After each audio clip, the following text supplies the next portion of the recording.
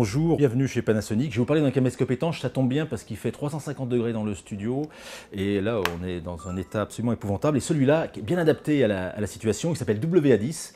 Alors c'est un format de caméscope qui est assez différent du caméscope classique puisqu'il se présente verticalement. Là c'est des appareils pour les gens qui veulent de l'action, qui sont urbains, qui veulent faire des choses comme ça un petit peu rapides, sympas.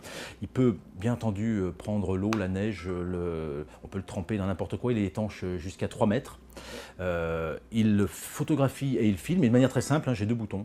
Le bouton vidéo qui est celui-là, et puis le bouton de déclenchement photo qui est celui-là, et entre les deux, les commandes du zoom. En haut, je vais vers la position téléobjectif, en bas, je vais vers la position grand angle.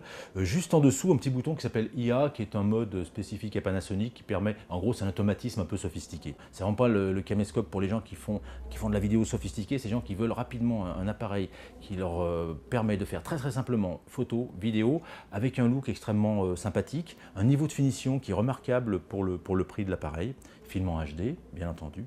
Il est équipé d'un zoom 16 fois, d'un capteur de 16 millions de pixels qui est rétroéclairé, c'est la nouvelle technologie à la mode, ça permet d'avoir un niveau de bruit relativement faible, d'avoir de bonnes performances en basse lumière, et donc ça lui permet d'avoir à la fois des photos, de fournir des photos qui sont de bonne qualité et des vidéos de bonne qualité, en gros à parité. C'est un petit peu la tendance actuelle où les appareils filment et photographient au même niveau.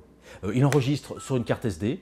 Pour ce qui est des prises, il a une sortie HDMI qui est ici, sous une trappe qui, elle, possède un joint renforcé, et puis une prise USB pour l'alimentation, puisque la recharge du chargeur de la batterie se fait sur le caméscope. Donc USB et HDMI pour la sortie directe vers un téléviseur.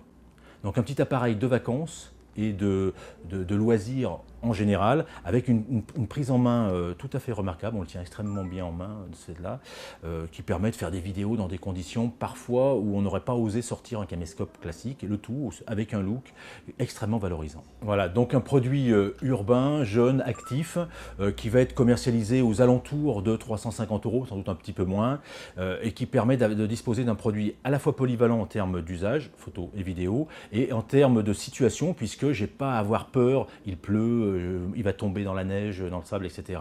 C'est un produit qui peut résister à un usage normal, relativement méchant.